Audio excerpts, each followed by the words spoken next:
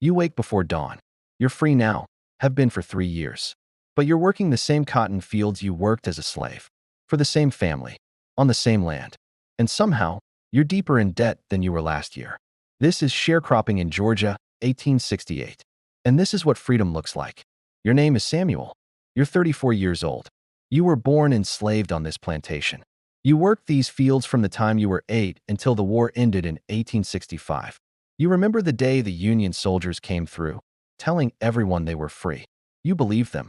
For a few months, it felt real. You moved to town, found work, made a little money, started imagining a different future. But then the money ran out. The work dried up. And Mr. Thornton, the man who used to own you, came with an offer. Come back and work the land, he said. Sharecropping. You keep half the crop. I provide the land, the tools, the seed. We split the profit. It sounded fair. It wasn't. You wake in a cabin at the edge of the cotton fields. It's the same cabin you lived in before. The same walls. The same dirt floor. Your wife, Clara, is already awake, starting a fire.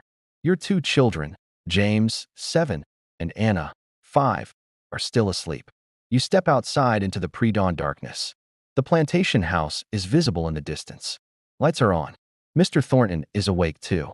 You walk toward the fields. The same path you walked for 26 years. Free, they said. But every morning feels the same. By sunrise, you're in the fields.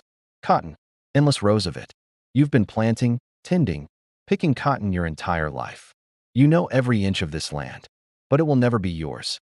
The arrangement seemed simple at first. Mr. Thornton provides land, seed, tools, and a cabin. You provide the labor at harvest. You split the crop 50-50. You sell your half. Pay your debts. Keep what's left, but the debts never stop. The seed? You have to buy it from Mr. Thornton. On credit. The tools? Rented from Mr. Thornton. Added to your account. Food for your family during the growing season? Bought from Mr. Thornton's store. At prices he sets. The cabin? Not free. Deducted from your share. By the time harvest comes, you owe more than your half is worth. Every year, the debt grows. And if you try to leave, Mr. Thornton says you're stealing, leaving with unpaid debts. That's a crime now. They can arrest you, put you on a chain gang, which is just slavery with a different name. You work through the morning, hoeing weeds, checking plants. The sun climbs higher, hotter. Around mid-morning, Mr. Thornton rides out on his horse. He doesn't dismount, just sits there, looking down at you. Morning, Samuel. Morning, Mr. Thornton, you reply. You don't look up. You learned a long time ago. Eye contact can be dangerous. Crop's looking good, he says. Yes, sir. Should be a good harvest this year. Might finally clear some of that debt. You nod. You don't believe him. The debt never clears. Last year, you picked 2,000 pounds of cotton.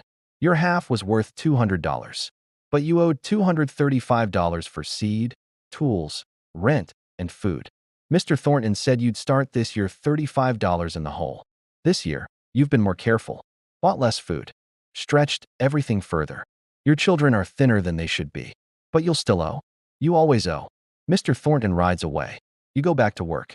At noon, you walk back to the cabin for a quick meal. Clara has made cornbread and greens.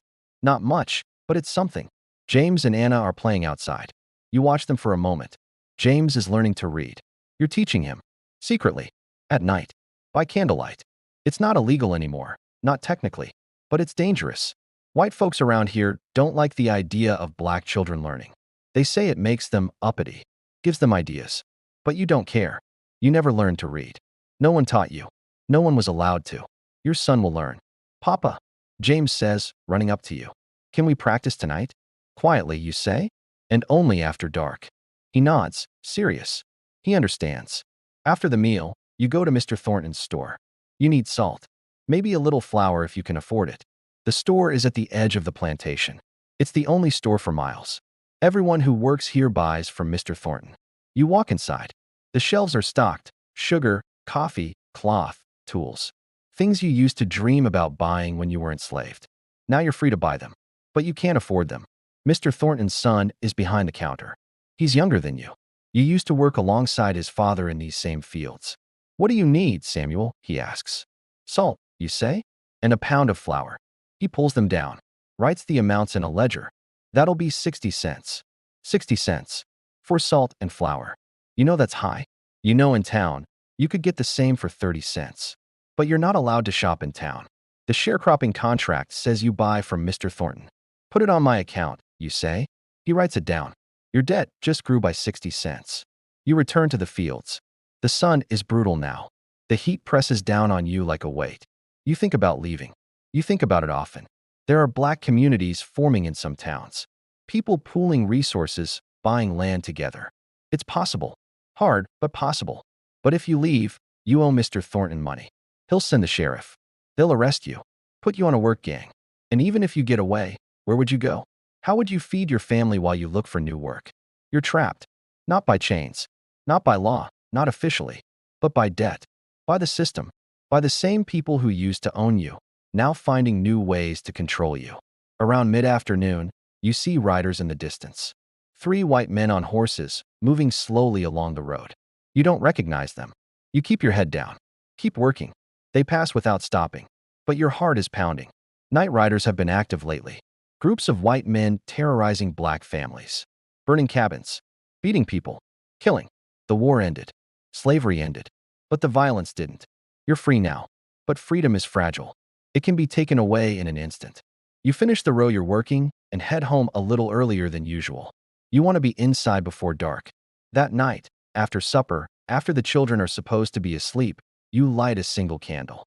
James sits next to you with a scrap of paper and a pencil you bought months ago. You're teaching him letters. Sounds.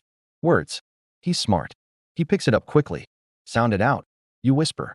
He reads slowly. The cat, Saturday. You smile. It's a small thing, but it's something they can never take from him. Clara watches from across the room, mending a shirt by the faint light. You think it'll be different for them? She asks quietly. You don't answer right away. You want to say yes.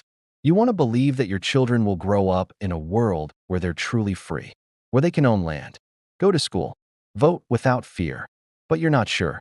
The laws say you're free. The Constitution was amended. You have rights now. But rights on paper don't mean much when the same people who enslaved you still control the land, the money, the law. I don't know, you finally say. But I'm going to give them every chance I can. James keeps reading. And you keep teaching. This was sharecropping in the Reconstruction South. Not slavery, but not freedom either.